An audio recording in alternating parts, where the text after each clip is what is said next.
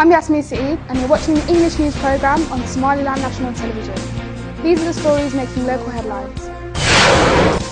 President of Somaliland departs on diplomatic trip to Turkey. Chief Commander of Somaliland Custodial Corps holds exclusive interview with SLN TV. Uhuru Kenyatta wins Kenya election.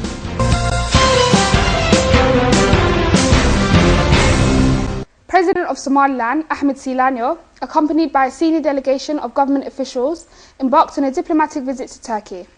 This comes after both nations have been working towards finding more productive methods of cooperation, whether it's through senior Turkey delegations visiting capital city Hargeisa or previous visits from Somaliland's foreign minister to Istanbul.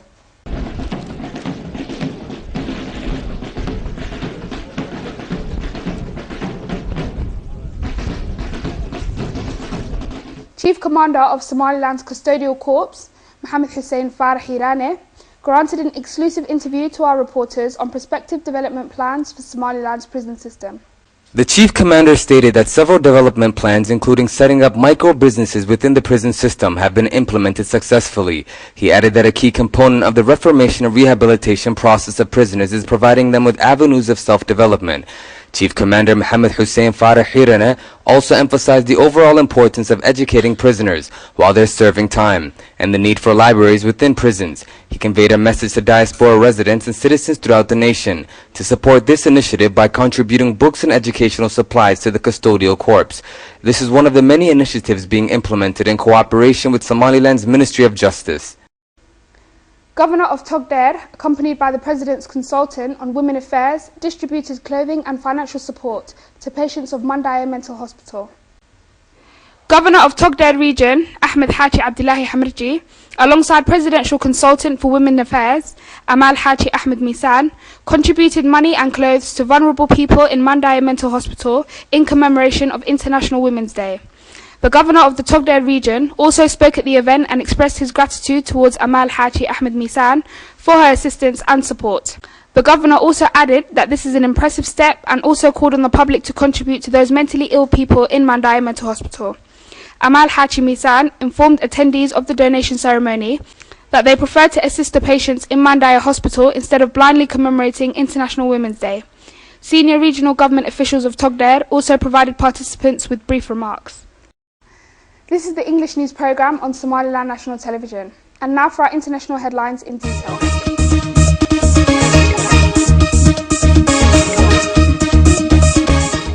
Uhuru Kenyatta, Kenya's Deputy Prime Minister, has won Kenya's presidential election with a slim margin of 50.03% of votes, according to provisional figures announced by the Election Commission. The National Election Commission said it expected to announce the final results at 11 a.m. on Saturday. Senior advisors to Prime Minister Raila Odinga, who has placed second, have said he will take his case to court if Kenyatta is declared the winner. Both Kenyatta and Odinga have raised questions about the vote process and irregularities.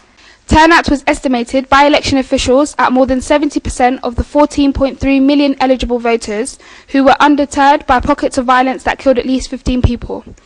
Venezuela's vice president has been sworn in as interim president just hours after hundreds of thousands of mourners attended the state funeral of late President Hugo Chavez. Nicolas Maduro's swearing in on Friday took place at the National Assembly in the capital, Caracas.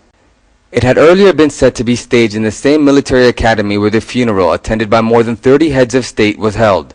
Venezuela's opposition coalition had announced through spokesman Angel Medina that it would boycott the inauguration of Chavez's hand-picked successor, calling it fraudulent. Henrique Capriles, tipped as the opposition candidate in upcoming elections, who lost to Chavez in the October presidential election, argued that the constitution requires the vice president to step down from his post in order to rule as president. He also said Maduro had used the funeral earlier in the day to campaign for the presidency. The country's Supreme Court has ruled that Maduro could become acting president, while polls were called within 30 days. An Egyptian court has confirmed the death sentences of 21 Port Said football fans accused of sparking deadly riots at a stadium last year. Listing the names of the 21, the judge said that the court had confirmed the death penalty by hanging. In a ruling on live television on Saturday, the Cairo court also sentenced 5 more people to life in prison for the riots and acquitted 28 others out of a total of 73 defendants. The 74 football stadium deaths occurred on Friday in February 2012 at the end of the match between Cairo's Al Ahly and local side Al Masri. Spectators were crushed when panicked crowds tried to escape from the stadium after a pitch invasion by supporters of Al Masri. Others fell or were thrown from terraces. The former head of the port said security forces, General Isam Samek, was sentenced to 15 years in prison along with another police officer. The other 7 police put on trial were acquitted. The riots and the death sentences, passed on January the 28th, have been a flashpoint for protests across the country. Most of those condemned to death were fans of Port Said's Al Masri club. The verdicts led to protests in the city that left about 40 people dead, most of them shot by police. North Korea has announced that it is cancelling a hotline and a non-aggression pact with South Korea, while reiterating past threats in anger over a UN Security Council vote to impose more sanctions on the country for its 3rd nuclear test. A statement that the North issued on Friday said the country would retaliate with crushing strikes if enemies intruded into its territory. It also said that North Korea was voiding past inter-Korean nuclear disarmament statements. North Korea previously said it was cancelling a hotline with the U.S. in terms of an armed statement that closed the Korean War in 1953. Thursday's Security Council resolution will tighten financial restrictions on North Korea and crack down on its attempt to ship and receive banned cargo in breach of the UN sanctions. That's all the news we have for you today. Thank you for watching, and until next time, goodbye.